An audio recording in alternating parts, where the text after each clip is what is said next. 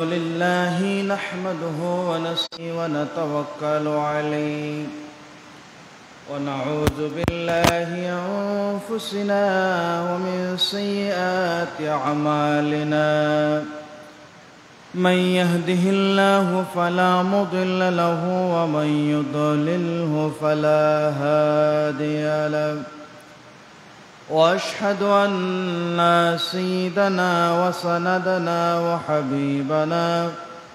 وحبيب ربنا ومولانا محمد الذي أرسله بالحق بشيرا ونذيرا وداعيا إلى الله بإذنه وسراجا منيرا.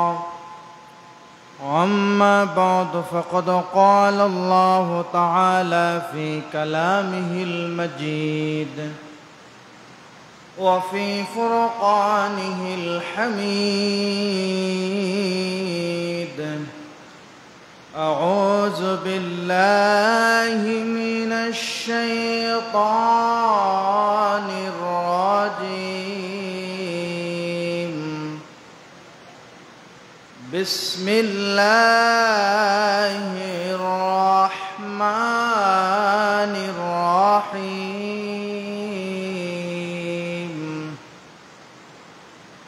لقد جاءكم رسول من أنفسكم عزيز عليه ما عنتم حريص عليكم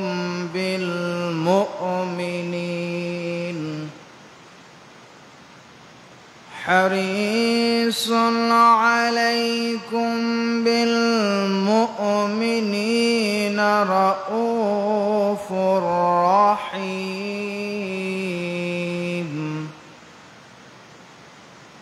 وقال تعالى: الله أعلم حيث يجعل رسالته. صدق الله العظيم. وقال النبي صلى الله عليه وسلم: إن الله أخرجني من النكاح ولم يخرجني من السفاح. وأيضا قال صلى الله عليه وسلم: بعثت من خير قرون بني آدم قرنا فقرنا حتى بعثت من القرن الذي كنت فيه. وقال تعالى في شان حبيبه مخبرا وآمرا: إن الله وملائكته يصلون على النبي يا أيها الذين آمنوا صلوا عليه وسلموا تسليما. اللهم صل على سيدنا مولانا محمد وعلى آل سيدنا مولانا محمد. غنبد خضرا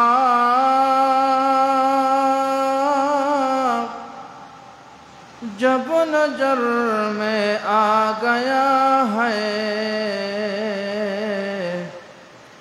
या रसूल अल्लाह का नारा आ गया है बेख्तियार। अल्लाहुम्मा सल्ले अला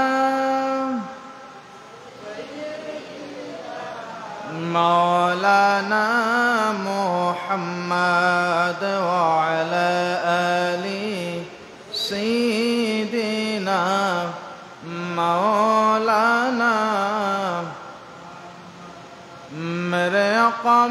मौला बहुत दूरी से सलाम भेजता हो, नजर मुझ पर करम गाहे मेरे किस्मत उजाला हो। अल्लाहुम्मा सल्ले अला सय्यिदिना मौलाना मुहम्मद व अला आलि सय्यिदिना मौलाना। हाथे पाए खोरा लगाया যেদিন নিয়ে যাবে জাহান্নামে, সেদিন আপনি করিবেন শাফাত, সেদিন নবী গো করিবেন শাফাত। এই দুরূদের উসিলায় আল্লাহুম্মা সাল্লি আলা সাইয়্যিদিনা মাওলানা মুহাম্মদ ওয়া আলা আলি সাইয়্যিদিনা মাওলানা। بلغ العلا بكماله كشف الضجى بجماله حسنت جميع خصاله صلوا عليه وآله। عشق محبوب خدا जिस दिल में हासिल नहीं, लाखों मुमिन हो मगर ईमान में कामिल नहीं। बलगल उला बिकमालिही कशफा दुजा बिजमालिही हसनत जमीअ खसालिही सल्लु अलैहि व आलिहि। सुब्हानक ला इल्म लना इल्ला मा अल्लमतना इन्नक अंतल अलीमुल हकीम। अल्लाहुम्मा सल्लि व सल्लिम व बारिक अलैहि। उपस्थित सम्मानित मुसल्लिन किराम, मुरब्बियान आज़म, মহান আল্লাহ তাআলার দরবারে অসংখ্য অগণিত শুকরিয়া আদায় করতেছি যে মহান রব্বে কারীম আজকের এই জুমাবার দিনে সৈয়দুল আয়ামে সৈয়দুল মাকানে আল্লাহর ঘর এই মসজিদের মধ্যে আমাদেরকে আসার বসার তৌফিক দিয়েছেন। সে মহান রবের দরবারে তার শিখিয়ে দেয়া কালেমাতুশ শুকর উচ্চ আওয়াজ দিয়ে আমরা সকলে আদায় করি আলহামদুলিল্লাহ। লক্ষ্য করে দরুদ ও সালাম জানাই आक़ाए नामदार ताजदार मदीना सैयदुल मुरसलीन ख़ातमुन नबीन शम्सुद्दोहा बद्रुद्दोजा रसूल अरबी वल अजमी इमामुल मुरसलीन सैयदुल मुरसलीन नबी मुहम्मद रसूलुल्लाह সকলে পড়ে সাল্লাল্লাহু আলাইহি ওয়াসাল্লামের প্রতি। সম্মানিত হাজরিন কারাম, আমরা এমন একটা মুতাবারক মাসে বর্তমানে পদার্পণ করেছি। আরবি 12 মাসসমূহের মধ্যে সম্মানিত দামি মাসসমূহের মধ্যে অন্যতম একটি মাস, যে মাস হচ্ছে রবিউল আউয়াল। রবিউল আউয়াল মাসের প্রথম শুক্রবার আজকে এই জুমাবার দিনে আল্লাহ পাক রব্বুল আলামিন আমাদেরকে আল্লাহর মসজিদের মধ্যে আসার তৌফিক দিয়েছেন। তো আলোচনার খুতবাতে আমরা পবিত্র কোরআনুল কারীমের সূরাতুত তাওবা এবং সূরাতুল আনআম থেকে দুইখানা আয়াতে কারিমা আপনাদের সামনে তেলাওয়াত করেছি। নবী করিম সাল্লাল্লাহু আলাইহি সাল্লামের অসংখ্য অগণিত হাদিসসমূহের মধ্য থেকে সহিহ বুখারী শরীফ থেকে আল্লাহ নবীর একটি হাদিস আপনাদের সামনে তেলাওয়াত করেছি।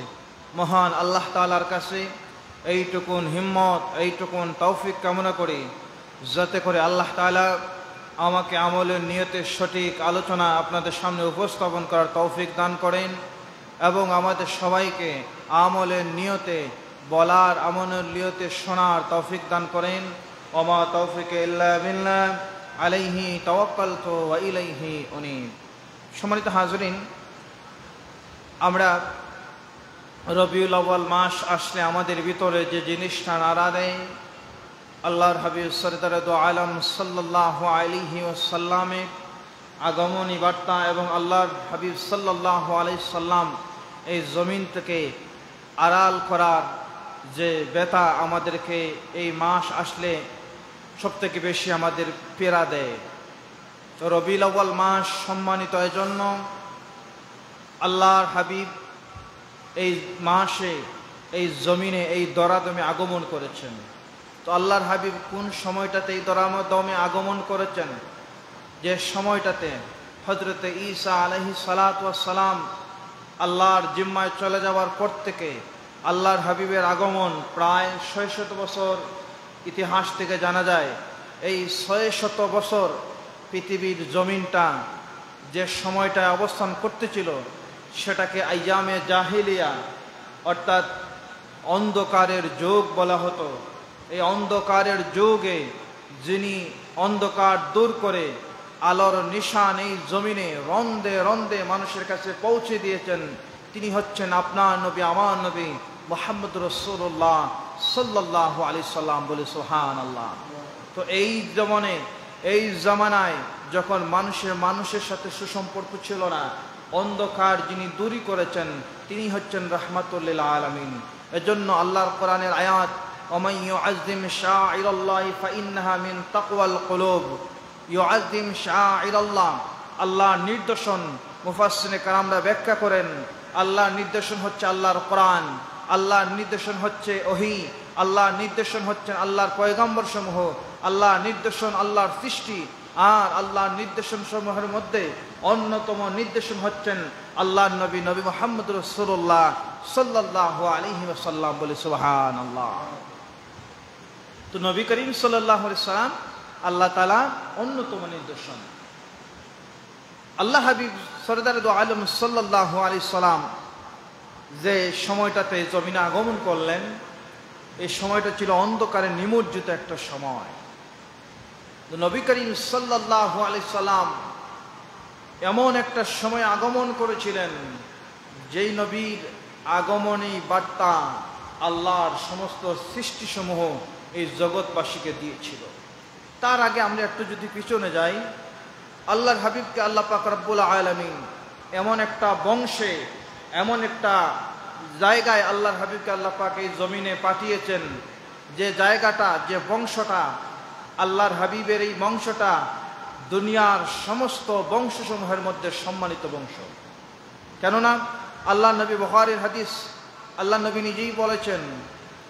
কে বলছেন? আল্লাহ নবী বলেছেন যে আমি এমন একটা বংশে পদার্পণ করেছি, এমন একটা বংশে আগমন করেছি, বুইসতু মিন খাইরি কুরুনিন বানি আদম, বনি আদমের মধ্যে সম্মানিত খায়ের উত্তম বংশ আমি আবদ্ধ করেছি। কারনান ফাকারনান হাত্তা বুইসতু মিনাল কারনিল্লাযী কুনতু ফীহি, আমি বংশসমূহের মধ্যে উত্তম বংশে এবং সময়সমূহের মধ্যে উত্তম সমূহে আমি সময় মতো এই জমিনে আগমন করেছি। আমার বংশের মতো সম্মানিত বংশ আর কেউ নাই। বলে সুবহানাল্লাহ।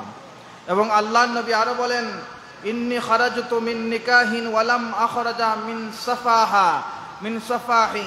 আল্লাহর নবী বলেন, আমি বিবাহের মাধ্যমে, আমার মা এবং আমার বাবার বিবাহের মাধ্যমে বৈধ পন্থায় আমি এই জমিনে আগমন করেছি। সুবহানাল্লাহ।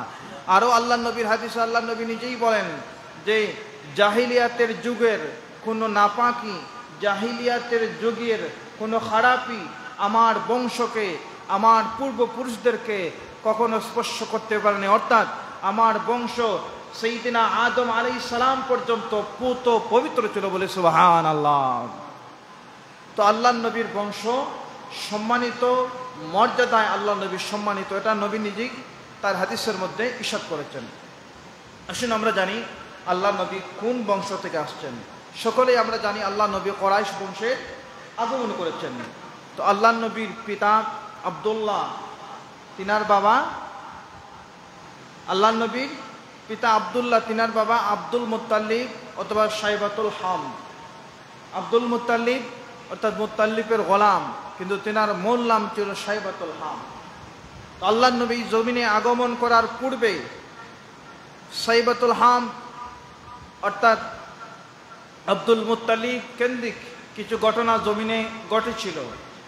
আর এর থেকে বোঝা গেছিল যে আব্দুল মুত্তালিব এই কোরাইশদের মধ্যে সম্মানিত এবং আলাদা একজন মানুষ। তিনার মাধ্যমে এই কোরাইশদের অনেক পরিবর্তন হয়েছে, আল্লাহর অনেক নির্দেশন তিনি দেখিয়েছেন, আল্লাহর অনেক নির্দেশনের বাস্তবায়ন তিনি করেছেন। তন্মধ্যে জমজম কূপ, হযরতে ইসমাঈল আলাইহিস সালাম কেন্দ্রিক যে জমজম কূপটা এই জমিনের মধ্যে আল্লাহ পাক দিয়েছিলেন, এটা বন্ধ হয়ে গেছিল। বন্ধ হয়ে যাবার পর ইবনে ইসহাক, মুহাম্মদ ইবনে ইসহাক তিনি বর্ণনা করেন সিরাতের মধ্যে যে নবী করিম সাল্লাল্লাহু আলাইহি ওয়াসাল্লামের দাদা আব্দুল মুত্তালিব হিজরে তথা হাতিমের মধ্যে ঘুমিয়েছিলেন। এ সম্পর্কে তিনি বলেন, আমি যখন ঘুমন্ত ছিলাম একটা স্বপ্ন দেখলাম। এক ব্যক্তি আমাকে বলল, তুমি তায়েবা খনন করো। আমি তাকে জিজ্ঞাসা করলাম, মা মা'না তায়েবা, মা হিয়া তায়েবা, তায়েবা কি? কিন্তু তিনি আমার প্রশ্নের জবাব না দিয়ে চলে গেলেন। পরের দিন আমি আবার স্বপ্নে দেখলাম, তিনি আমাকে বললেন, বাররা খনন করো। আমি তাকে প্রশ্ন করলাম, বাররা কি? তিনি কিছু জবাব দিলেন না, চলে গেলেন। পরের রাত্রে আমি আবার স্বপ্ন দেখলাম, তিনি আমাকে বললেন, মাজনুনা খনন করো। আব্দুল মুত্তালিব বলেন, আমি স্বপ্নের মধ্যে তিনাকে প্রশ্ন করলাম, মাজনুনা কি? তিনি আমাকে কিছু বললেন না, চলে গেলেন। পরের রাত্রে আমি আবার স্বপ্নের মধ্যে দেখলাম, আমাকে বললেন, জমজম খনন করো। তখন আমি প্রশ্ন করলাম, জমজম কি? তখন সে বলল, যা কখনো শুকাবে না, যা মহান, যা থেকে হাজিগণ পানি পান করবেন, যা এমন একটা জায়গার মধ্যে সাদা পা বিশিষ্ট কাকের নিকটে পিঁপড়ার বসতি স্থানে। অর্থাৎ এর ব্যাখ্যা হচ্ছে, আমাকে জানিয়ে দেয়া হলো এই জায়গার মধ্যে খনন করলে জমজম কূপ পাওয়া যাবে। আমি সেই জায়গা মতো কূপ খনন করার কাজ শুরু করলাম। আমার সন্তান তখন সব সন্তান ছিল না। আমি যখন খনন করতে শুরু করলাম, এক পর্যায়ে যখন আমি কূপের নাগাল পেলাম, তখন কুরাইশদের অন্যান্য মানুষরা আমাকে বলল যে আব্দুল মুত্তালিবের কষ্ট বা তার স্বপ্ন সফল হয়েছে, তবে এই যে কূপটা তুমি পেয়েছ এটা ইসমাইল আলাইহিস সালামের নিদর্শন, আর ইসমাইল আলাইহিস সালামের বংশধর আমরাও, সুতরাং একা তুমি এই কূপটাকে বুক করতে পারবা না, আমাদেরকেও তোমার দিতে হবে। তো আব্দুল মুত্তালিব বিচক্ষণ একজন মানুষ ছিলেন। তিনি বললেন, আমি কিভাবে দিব? আমি তো একাই কষ্ট করে কূপটা খনন করেছি। তখন তাদেরকে যখন তিনাকে যখন বলা হলো যে এই বংশের তো আমরাও, সুতরাং বংশ পরিক্রমায় আমরাও এই কূপের অংশীদার। তখন বলা হলো যে সেই সময়টাতে লটারির প্রচলন ছিল, লটারি দাও। দুইজন আমাদের পক্ষে, আব্দুল মুত্তালিবের পক্ষে তিনি দিলেন 2টা, আর তাদের পক্ষে দিলেন 2টা। তিনার পক্ষে 2টা নীল রঙের তীর আর তাদের পক্ষের হলুদ রঙের তীর মারলেন। এক পর্যায়ে তার সেনার সাথে আসলো, তিনি তাদেরকে সংযুক্ত করলেন। এরপর এই কূপের দায়িত্ব তিনি দীর্ঘদিন পালন করার পর ইবনে আব্বাস তিনি একটু গরিবী হালতের মধ্যে পৌঁছার পর ইবনে আব্বাসের কাছ থেকে তিনি কিছু দাঁড় করলেন, কর্জ করলেন। কর্জ করার পর সময় ছিল 1 বছর। 1 বছর পর তিনি আর দিতে পারেন নাই। তিনি বললেন, আমাকে আবার 1600 দিরহাম এরকম দাও, আমি পরের বছর তোমাকে সেটা পরিমাণ দিয়ে দেব। আব্বাসের পক্ষ থেকে দেয়া হলো। পরের বছর তিনি দিতে পারলেন না। এই কূপের দায়িত্ব তখন শর্ত ছিল, যদি দিতে না পারেন তাহলে কূপের দায়িত্ব আমাকে দিবা, আমি এটা গ্রহণ করব।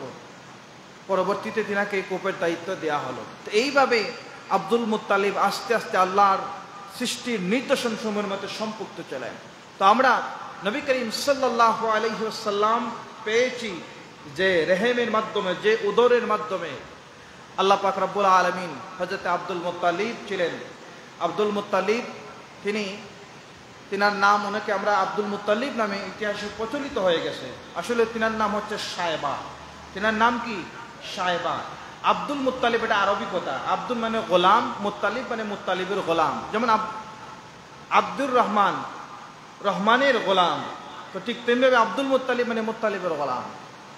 এটার ইতিহাস হলো শাইবাতুল হাম তিনি যখন আব্দুল মুত্তালিবের বাবা মনাফ তিনি যখন বিবাহ করেছিলেন, হাশিম গোত্র বিবাহ করেছিলেন, বিবাহ করার করতে তিনি বাণিজ্যের মধ্যে ছিলেন, ইতিমধ্যে তিনাদের বিবাহ হয়েছে। আর তিনার শ্বশুর শর্ত দিয়েছিলেন, আমার মেয়ে যখন সন্তান সম্ভব হয় তখন আমার মেয়েকে এই মদিনায় আমার কাছে রেখে যেতে হবে। আর একটা ইতিহাসের মধ্যে পাওয়া যায় যে বলা হয়েছে যে বিবাহ করবা ঠিক আছে, তবে আমার মেয়ে আমার কাছে থাকবে। এই শর্ত অনুযায়ী আব্দুল মুত্তালিবের বাবা তিনার মাকে মদিনা থেকে মক্কার মধ্যে আনার পর আবার যখন তিনি বাণিজ্যের মধ্যে রওনা হয়েছেন, সাথে নিয়ে তিনার বাবা আর পিত্তালয়ে রেখেছেন। আসার পর কিছুদিন পর যখন তিনার সন্তান জন্ম নিলেন আব্দুল মুত্তালিব, অর্থাৎ তিনি জন্ম নিলেন, তিনার নাম তিনার মা এবং নানা রাখলেন সায়েবা। কি রাখলেন? সায়েবা।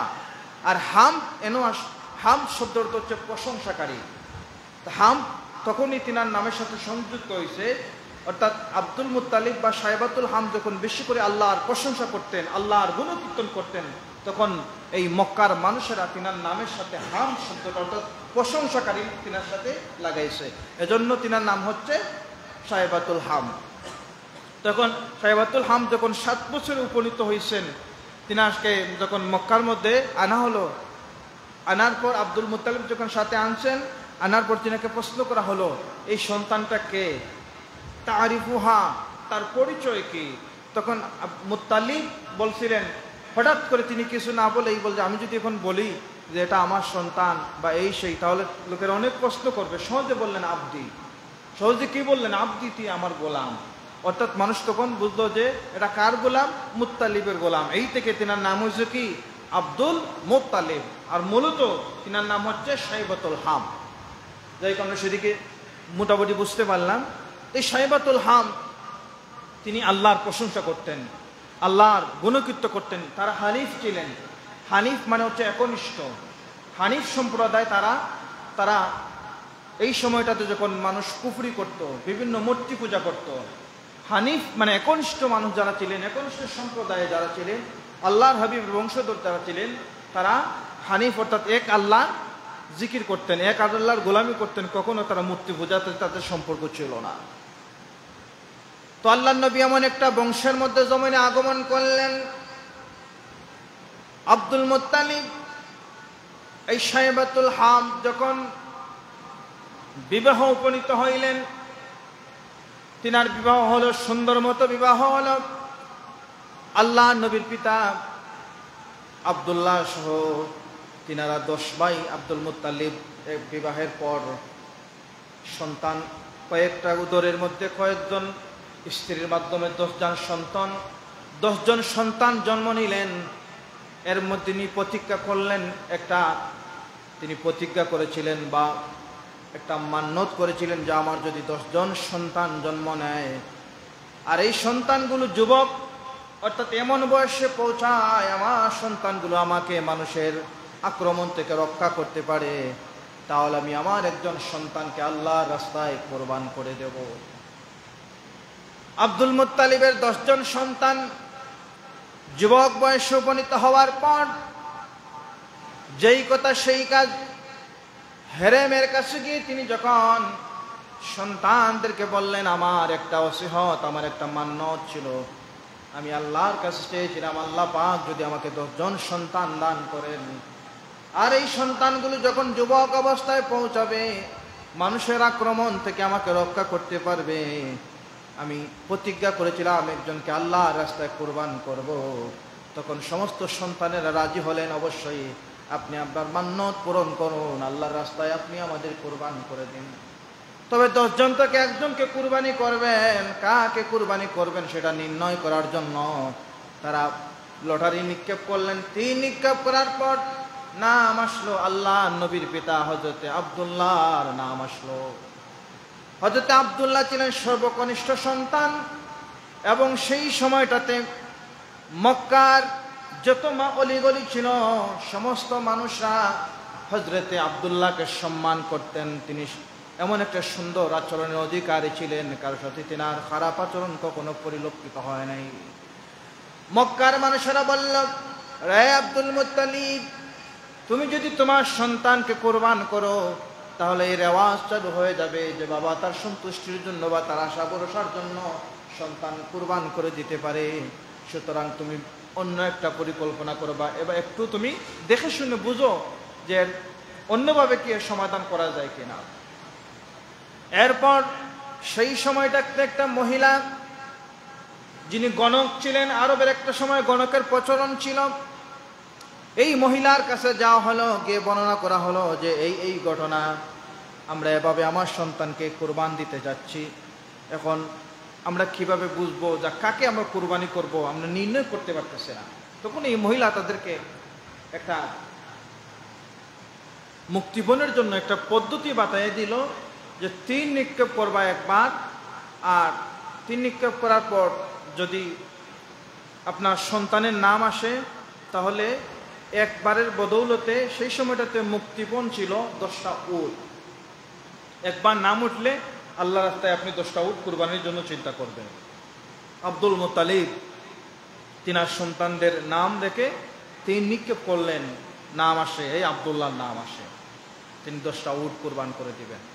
পরের বার 3 নিক্ষেপ করলেন, এভাবে বারবার 3 নিক্ষেপ করতে করতে প্রায় কোনো বর্ণনার মধ্যে আসছে 9 বার, কোনো বর্ণনার মধ্যে আসছে 10 বার 3 নিক্ষেপ করলেন, 10 বার নাম আসলো আব্দুল্লাহ। আর 11 নম্বর বার যখন 3 নিক্ষেপ করলেন তখন আব্দুল্লাহর নাম আসলো না, আল্লাহ রাস্তায় তিনি উট কুরবানি দিবেন, উটের নাম আসলো। এখান থেকে আরেকটা বর্ণনা পাওয়া যায় যে এই যে 100টা উট আল্লাহ রাস্তায় তিনি কুরবানি দিলেন, আর এই কুরবান থেকে মুক্ত পেলেন আল্লাহ নবীর পিতা আব্দুল্লাহ, বলে সুবহানাল্লাহ। এজন্য ইসলামের ইতিহাসে দ্বিতীয় জবাহ অর্থাৎ 2 নম্বর জব থেকে যিনি ফিরে আসছেন তিনি হচ্ছেন আপনার আমার নবীর পিতা হযরতে আব্দুল্লাহ। আর নাম্বার 1 যিনি জব থেকে ফিরে আসছিলেন মিল্লাত আবিকুম ইব্রাহিম, ইব্রাহিম আলাইহিস সালামের সন্তান হযরত ইসমাইল আলাইহিস সালাম। সর্বপ্রথম তিনাকে আমরা যে কুরবানি পাইছি, কুরবানির ইতিহাস কোথা থেকে আসছে? হযরত ইসমাইল আলাইহিস সালাম থেকে।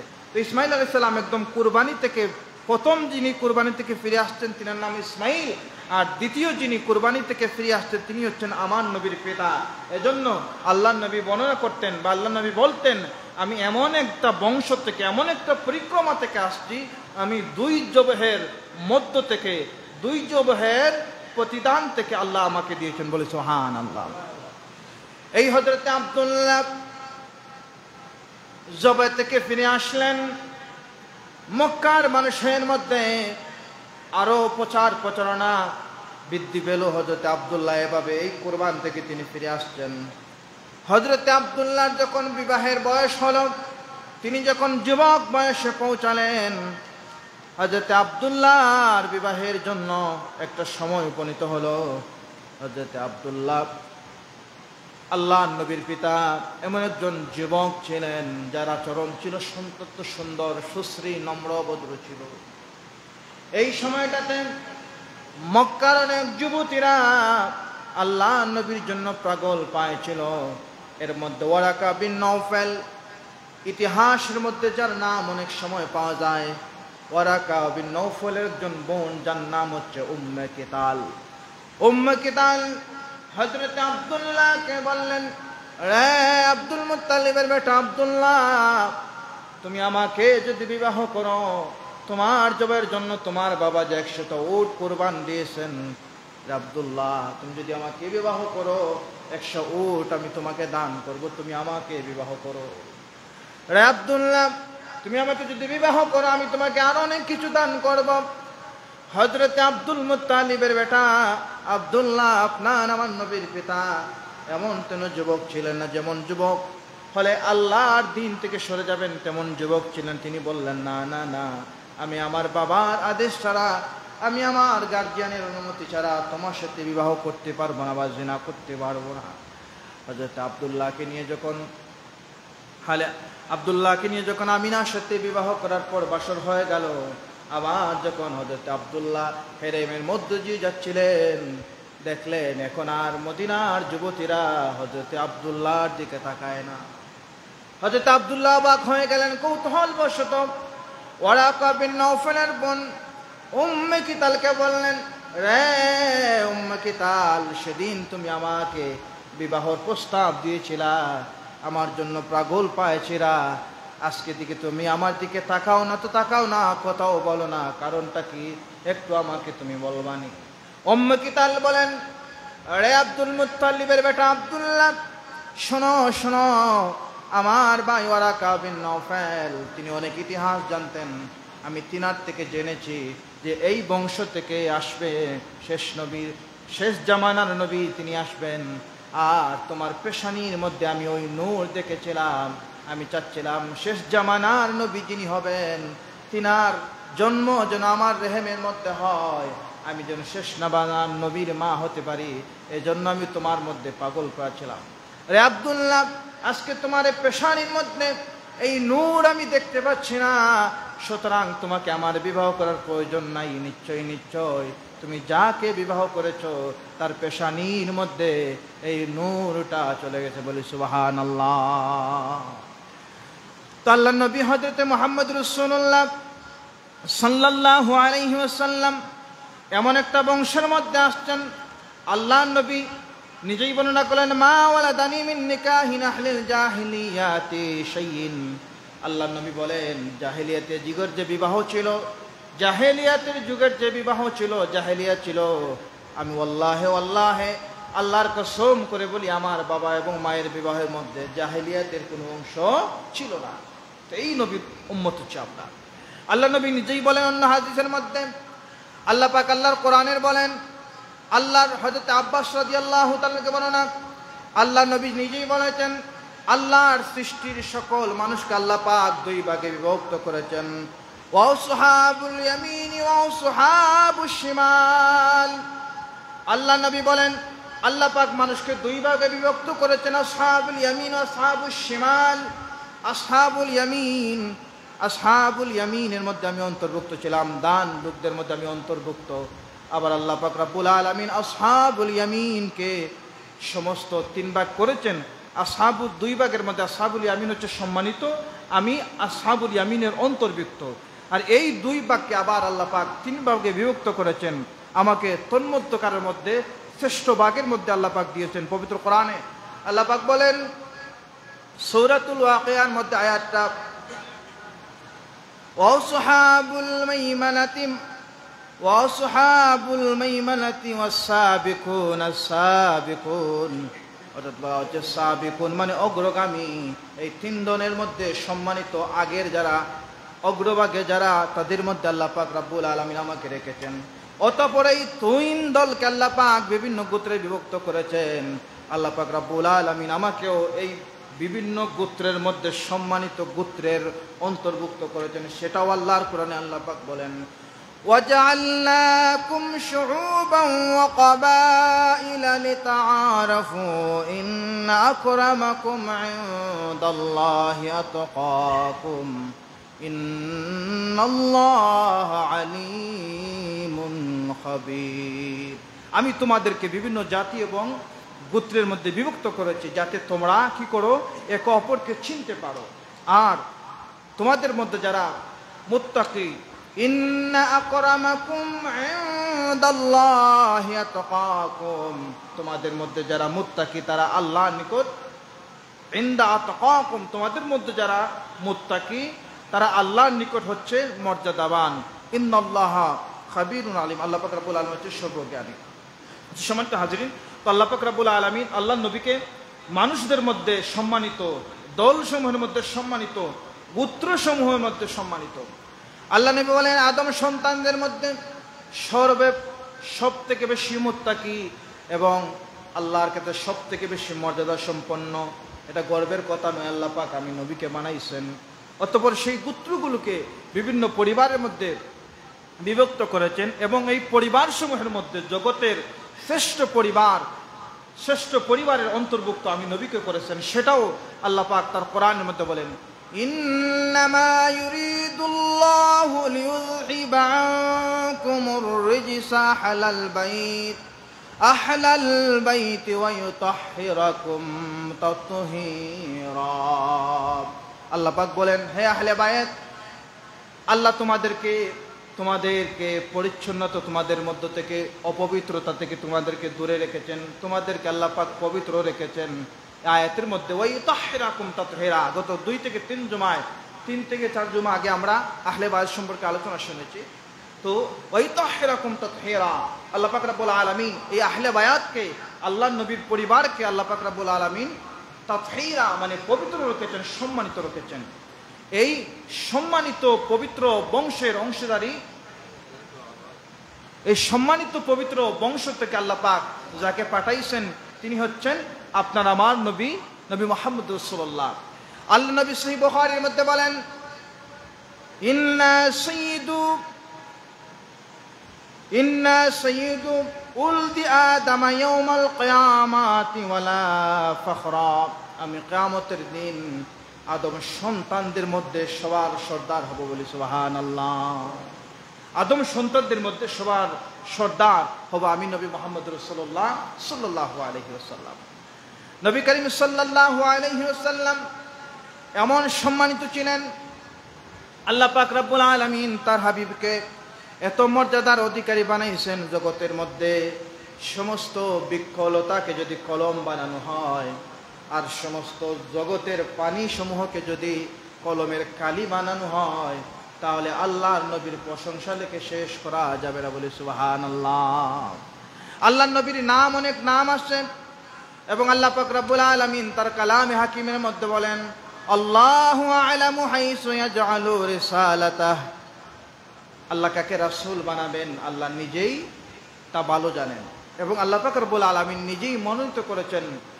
আল্লাহর কোরআনে অনেক আয়াত আছে, লাকাদ মান্নাল্লাহু আলাল মুমিনিনা ইয বা'আসা ফীহিম রাসূলা, যে তোমাদের মধ্য থেকে একজনকে নির্বাচিত করে সম্মানিত করে তিনি আল্লাহ পাক রব্বুল আলামিন নবী বানাইছেন। তো এই নবী করিম সাল্লাল্লাহু আলাইহি ওয়াসাল্লাম হচ্ছেন সম্মানিত, শুধুমাত্র যে তিনি বংশের দিকে তা নয়, সমস্ত দিকে আল্লাহ পাক তার হাবিবকে মর্যাদাবান বানাইছেন। তো এই মর্যাদাবান নবীর উম্মত হচ্ছে আমরা উম্মতে মুহাম্মদিরা, এবং আমাদেরকে আল্লাহ পাক মর্যাদাবান বানাইছেন। কুনতুম খায়রা উম্মাতিন উখরিজাত লিন-নাসি তা'মুরুনা বিল মা'রুফি ওয়া তানহাউনা আনিল মুনকার। উম্মত, যত উম্মত এই জমিনের মধ্যে, যত পয়গম্বরের উম্মত সমূহ বের হইছেন, আল্লাহ পাক পাঠাইছেন, তার মধ্যে কুনতুম খায়রা উম্মাতুন, কুনতুম খায়রা, খায়র মানে উত্তম, সম্মানিত, গুড, বেটার, বেস্ট। তো গুড, বেটার, বেস্ট উম্মত হচ্ছে উম্মতে মুহাম্মদিরা। উখরিজাত লিন-নাস, তাদেরকে বের হয়েছে তা'মুরুনা বিল মা'রুফ, এরা মানুষকে আল্লাহর দিকে, ডানের দিকে, আনিল ইয়ামিন, ডানের দিকে মানুষকে ডাকবে। ওয়া তানহাউনা আনিল মুনকার, মন্দ থেকে নিচে বেঁচে থাকবে, নিজের পরিবারকে বাঁচাবে। আনিশ শিমাল, এই বাম থেকে মানুষদেরকে ফিরিয়ে রাখবে, তারা হচ্ছে সম্মানিত উম্মত। তো আল্লাহ পাক রব্বুল আলামিন জগতের মধ্যে আম্বিয়া সমূহের মধ্যে, অর্থাৎ নবী সমূহের মধ্যে সর্বশ্রেষ্ঠ সম্মানিত নবী বানাইছেন আল্লাহ নবীকে। বংশসমূহের মধ্যে সম্মানিত বংশ আল্লাহ নবীর, গোত্রসমূহের মধ্যে সম্মানিত গোত্রের মধ্যে আল্লাহ নবীকে আল্লাহ পাক বানাইছেন। এরপর শুধু দুনিয়াতে যে সম্মান দিয়েছেন তা নয়, কিয়ামতের ময়দানেও সমস্ত আদম সন্তানের মধ্যে সর্দার বানাবেন আল্লাহ নবীকে। আর উম্মত সমূহের মধ্যে সম্মানিত উম্মত বানাইছেন কাদেরকে?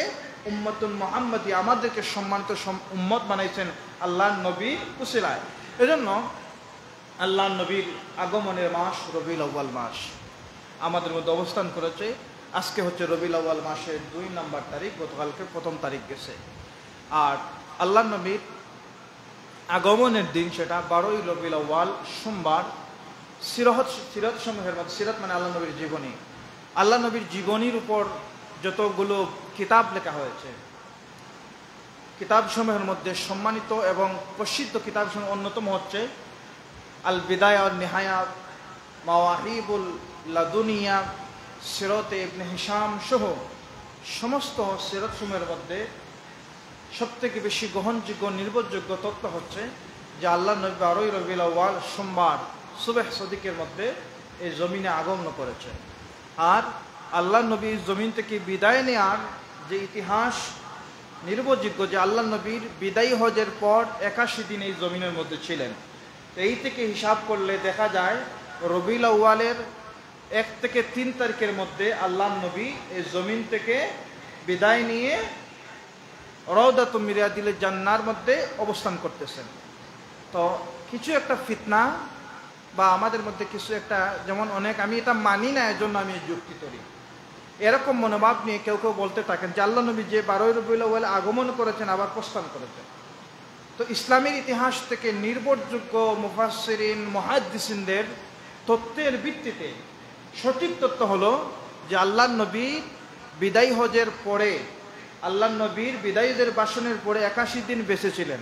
আপনারা নিজেরাই যদি ক্যালেন্ডার হিসাব করবেন দেখবেন যে 12 রবিউল আউয়াল আল্লাহ নবীর ইন্তেকালের দিন না, আরও আগে হয়, অর্থাৎ 2 থেকে 3 তারিখ অথবা 5 তারিখের ভিতরে আল্লাহ নবী জমিন থেকে বিদায় নিয়েছেন। সুতরাং এই তথ্য থেকে আমরা স্পষ্ট বুঝতে পারলাম যে আল্লাহ নবীর আগমন হয়েছে 12 রবিউল আউয়ালে, আর আল্লাহ নবী জমিন থেকে ইন্তেকাল করেছেন রবিউল আউয়ালের প্রথম দিকে। সুতরাং 12 রবিউল আউয়াল আল্লাহ নবীর আগমনের জন্য আমরা আগমনী বার্তা আনন্দ প্রকাশ করি।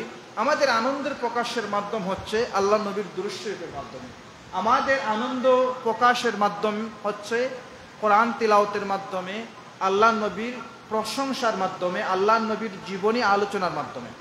এখন আমাদের প্রশ্ন হতে পারে যে এটা আল্লাহ নবী করেছেন কিনা। আল্লাহ নবীর প্রিয় সাহাবী হযরত হাসান বিন সাবিত, যাকে শায়ের রাসূল, নবীজির কবি, নবীজির গাজিল যাকে বলা হয়, এই শায়ের রাসূল হাসান বিন সাবিত আল্লাহ নবীর প্রশংসা করেছেন। এবং আল্লাহ নবীকে যখন প্রশ্ন করা হলো, ইয়া রাসূলুল্লাহ আপনি সোমবারে কেন রোজা রাখেন, আল্লাহ নবী বললেন, উলিদতু আমি এই জমিনে আগমন করেছি, জন্মগ্রহণ করেছি এই দিনে, সোমবার দিনে, এজন্য আমি এই দিনে রোজা পালন করি। এরপর আমরা কেন এই দিনটাকে উদযাপন করব? এই জমিন যখন অন্ধকার ছিল, সাধারণ অবস্থায় কিছুদিন আগে আমাদের দেশের পরিস্থিতি খুব গোলাট একটা পরিস্থিতি ছিল, সবাই আমরা জানি। গোলাটের পরিস্থিতি থেকে যখন মানুষ পরিত্রাণ পাইছে, কেউ কিন্তু ব্যক্তিগতভাবে লাভবান হয় নাই, সামগ্রিকভাবে সবাই আমরা লাভবান হয়েছি। কিন্তু এরপরও কিছু মানুষ মিষ্টি বিতরণ করছেন, কেন? অন্ধকার থেকে আমরা মুক্তি পাইছি। কিন্তু জাহেলিয়াতের যুগের অন্ধকার আপনি যদি একটু কল্পনা করেন, নিজের বিবিকে, নিজের মেয়েটাকে মানুষ বিক্রি করে দিত, ছেলেটাকে বিক্রি করে দিত। আপনার মেয়ে, আপনার বিবি, আপনি জুয়া খেলতেছেন। আরবের যুগে, জাহেলিয়াতের যুগে তারা জুয়া খেলতো, জুয়া খেলার মধ্যে যখন হেরে যাইত, নিজের বিবাহিত বিবিকে, যার সাথে সে হেরেছে, তাকে দিয়ে দিত। নাউযুবিল্লাহি মিন যালিক। এরপর কন্যা সন্তানকে মানুষ পাপ মনে করত, কন্যা সন্তানকে জীবন্ত কবরের মধ্যে তারা দিয়ে রাখত। তো এই যে অন্ধকার যুগ থেকে যিনি আলোতে মানুষকে ফিরে আনছেন, মানুষের সাথে সমবন্টন এই জমিনে কায়েম করেছেন, এবং আল্লাহ নবীর কারণে এই জমিনের মধ্যে ইনসাফ প্রতিষ্ঠা হয়েছে। এই নবী আগমন না করলে কি এই ইনসাফ হইতো না। তো এই নবীর আগমনের মাধ্যমে যেহেতু ইনসাফ হয়েছে, এই নবীর আগমনের আনন্দ প্রত্যেকটা মুমিনের, শুধু মানুষ নয়, আল্লাহর সৃষ্টিসমূহ, বৃক্ষলতা এবং সমুদ্রের মাছসমূহ আল্লাহ নবীর আগমনী বার্তা একজন আরেকজনকে পৌঁছাই দিছে, এবং সকলেই আনন্দের মধ্যে মত্ত ছিলেন। সুবহানাল্লাহ। এজন্য আমরা আনন্দ উৎসব করি, তবে আমাদের আনন্দ উৎসব হচ্ছে শরীয়ত পন্থায়, শরীয়তের বাহিরে গিয়ে নয়, ডোল টপকি দিয়ে, গান বাজনা বাজিয়ে নয়।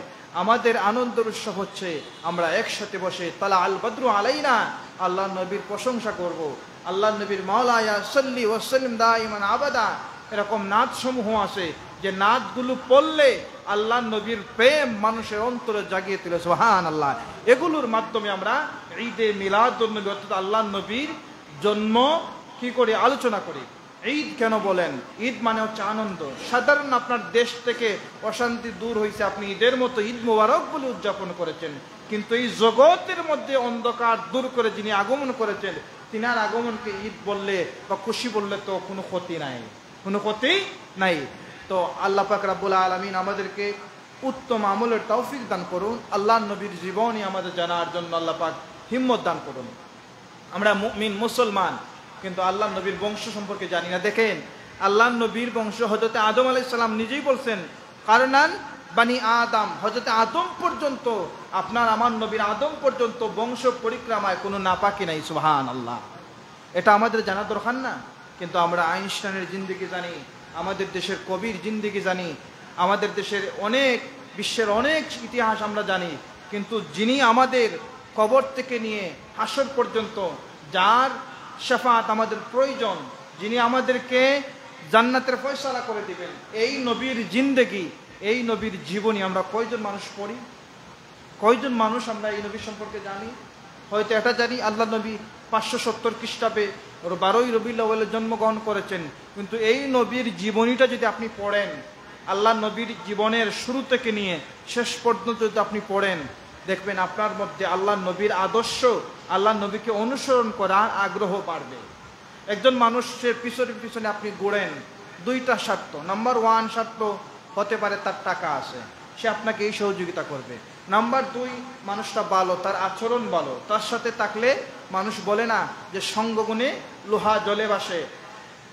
লোহা এমনিতে যদি আপনি পানিতে ধরেন ডুবে যাবে, কিন্তু একটা কাঠের মধ্যে লোহা মারলে কাঠের পরিমাণ যত বড় হবে তত বেশি বাঁচতে পারবে, কোনো সমস্যা হবে না। ঠিক তেমনিভাবে আমরা কিছু কিছু মানুষের সংস্পর্শে যাই, এজন্য যাই এই মানুষগুলো ভালো, তার থেকে ভালো কিছু পাওয়া যাবে। তো আপনি যদি আল্লাহ নবীর জীবনের সংস্পর্শে আসেন, দেখবেন আপনার মধ্যেও আল্লাহ নবীর প্রেম জাগবে, ইসলাম সম্পর্কে আগ্রহ জাগবে। কিন্তু আমরা নামে মুসলমান, আমার নবীর মোহাম্মত, আমরা নবীর শাফাত কামনা করি, কিন্তু এই নবীর সম্পর্কে অনেক কিছু আমরা জানি না, আল্লাহ নবীর জীবনী সম্পর্কে অনেকে আমাদের অজানা। এজন্য আপনাদের কাছে আমার একটা আহ্বান হলো, আমরা আল্লাহ নবীর জীবনী সম্পর্কে জানবো। আর না হোক এই রবিউল আউয়াল মাস, একটা মাস আপনি 4টা সপ্তাহের মধ্যে 2টা সপ্তাহ এমন একটা সময় বাহির করুন, প্রতিদিন আধা ঘন্টা করে আল্লাহ নবীর জীবনী পড়বেন, দেখবেন আপনি অনেক কিছু জানতে পারবেন। আল্লাহ নবীর জীবনী যদি জানেন, আল্লাহ নবীর প্রতি আপনার মহব্বত থাকবে এবং আপনার সওয়াব হবে। সুবহানাল্লাহ। আর যে মানুষটা আল্লাহ নবীর সম্পর্কে জানলো, আল্লাহ নবীর একটা সুন্নত সে পালন করলো, আল্লাহ নবী বলেন এই সুন্নত পালন করার কারণে, একটা সুন্নতের কারণে কাল কিয়ামতের ময়দানে আমার উম্মতকে রেখে আমি জাহান্নামে, কখনো তাকে জাহান্নামে দেওয়ার জন্য বসবো না, তাকে রেখে আমি কখনো জান্নাতে যাব না, আমার এই উম্মতটাকে আমি সাথে নিয়েই জান্নাতে যাব, যেই কঠিন পরিস্থিতির মধ্যেও একটা সুন্নত জিন্দা রেখেছে। বলে সুবহানাল্লাহ। তো আল্লাহ পাক আমাদেরকে কবুল করুন ইনশাআল্লাহ। এই মাস ব্যাপী আমরা আল্লাহ নবীর জীবনী নিয়ে আলোচনা করব। আল্লাহ পাক রব্বুল আলামিন আল্লাহর হাবিবের প্রকৃত প্রেম আমাদের অন্তরে ঢেলে দিন এবং আল্লাহর হাবিবের প্রকৃত উম্মত হওয়ার তৌফিক আমাদেরকে দান করুন। আমরা সকলে অন্তর থেকে বলি আমিন। ওয়া আখিরু দাওয়ানা আলহামদুলিল্লাহি রাব্বিল আলামিন। বালাগাল উলা বিকামালিহি কাশাফাদ দুজা বিজামালিহি হাসনাত জামিউ খিসালিহি সাল্লু আলাইহি ওয়া আলিহি। আস্তাগফিরুল্লাহ ইন্নাল্লাহা গফুরুর রহিম। আস্তাগফিরুল্লাহ রাব্বি মিন কুল্লি যামবিন ওয়া আতুবু ইলাইহি লা হাওলা ওয়ালা কুওয়াতা ইল্লা বিল্লাহিল আলিয়্যিল আযীম। লা ইলাহা ইল্লাল্লাহ মুহাম্মাদুর রাসূলুল্লাহ। আল্লাহুম্মা আমিন। আলহামদুলিল্লাহি রাব্বিল আলামিন ওয়াল আকিবাতু লিল মুত্তাকিন ওয়াস সালাতু ওয়াস সালামু আলা রাসূলিহিল কারীম ওয়া আলা আলিহি ওয়া আসহাবিহি আজমাইন। ربنا ظلمنا أنفسنا وإن لم تغفر لنا وترحمنا لنكونن من الخاسرين. ربنا عليك توكلنا وإليك نبنا وإليك المصير. اللهم صل على سيدنا مولانا محمد وعلى آل سيدنا مولانا محمد صلاة دائمة مقبولة تؤدي بها عنا حقه العظيم. صلاة عبد قلت هيلته ورسول الله وسيلته. اللهم يا حي يا قيوم برحمتك استغيث. আয় আল্লাহ, জুমাবার দিন আপনার মায়ার বান্দারা দুনিয়ার সমস্ত কাজকে পিছনে ফেলে তোমার ঘর মসজিদের মধ্যে উপস্থিত হয়ে গেছে। আল্লাহ, গুনাহগার বুঝি না, নেককার বুঝি না, আজকের মোতাবারক দিনের ওসিলায় আমাদের প্রত্যেকের জীবনের গুনাহগুলি মাফ করে দাও। আল্লাহ তাআলা আমাদের কলিজার টুকরা জিন্দা মুর্দা মা বাবাদের মাফ করে দাও। যারা কবরে চলে গেছেন তাদের কবরগুলো জান্নাতের বাগান বানিয়ে দাও। রব্বির হামহুমা কামা রব্বায়ানি সগীরা। আল্লাহ, আমাদের যাদের আওলাদ নাই নেক আওলাদ দাও। যাদের আওলাদ দান করেছো আমাদের আওলাদ দিয়ে আমাদের বেইজ্জতি করিও না ইয়া আল্লাহ। রব্বানা হাব লানা মিন আজওয়াজিনা ওয়া যুররিয়াতিনা কুররাতা আইনি ওয়াজআলনা লিল মুত্তাকিনা ইমামা। আল্লাহ তাআলা, তোমার অনেক মায়ের বান্দার হাত বাড়িয়েছেন, জানি না কার মনের মধ্যে কোন আশা রয়েছে। আল্লাহ, প্রত্যেকের মনের নেক আশাগুলো মাকসুদে মঞ্জিল পর্যন্ত পৌঁছে দাও। আল্লাহ তাআলা, আমাদের বারবার হারমান শরীফ দারাত নসিব করে দিও। অনেকে দোয়া চেয়েছেন, জনাব মুজিব ভাই তিনার সন্তানের জন্য দোয়া চেয়েছেন, বিদেশের জমিনে আছে। আল্লাহ, এই বাচ্চাটার হালাল রুজির দুয়ার খুলে দাও। তোমার বান্দার মুর্দা মা বাবাদের কবরগুলো জান্নাতের বাগান বানিয়ে দাও। জনাব আহাদ সাহেব দোয়া চেয়েছেন, আল্লাহ তোমার বান্দার মা বাবা সহ যারা কবরে চলে গেছেন তাদেরকে মাফ করে দাও। সন্তানগুলোকে তোমার কুদরত থেকে সাহায্য করো। বিদেশের জমিনে যারা আছে তোমার কুদরত থেকে তাদেরকে সত্যের পথ দেখিয়ে দাও। রব্বুল আলামিন একরামুল হাকিমিন, আল্লাহ আপনার নবীর আগমনের মাস, প্রস্থানের মাস, নবীর প্রেম দিয়ে আমাদের মুর্দা অন্তরগুলোকে রাঙিয়ে দাও। আল্লাহুম্মা ইয়া মুফাত্তিহাল আবওয়াব, আয় আল্লাহ আমাদের দিলের বন্ধ দুয়ারটা খুলে দাও। গুনাহের দ্বারা, ফিতনা দ্বারা যে দরজাটা বন্ধ হয়ে গেছে, তোমার রহমতের দ্বারাই বন্ধ দুয়ার খুলে দিয়ে আমাদের অন্তরটাকে মোলায়েম করে দাও। আখিরে গুজারিশ আল্লাহ, মৌতের আগে আগে মৌতের সামানা জোগাড় করার তৌফিক আমাদের দিও। দুনিয়ার সমস্ত মানুষের লগে যত লেনদেন আছে সব শেষ করে তোমার হাবিবের নূরানি চেহারা দেখে দেখে আমাদের জবানের মধ্যে দুনিয়ার দামি কালিমা পড়ে দিও, লা ইলাহা ইল্লাল্লাহু মুহাম্মাদুর রাসূলুল্লাহ।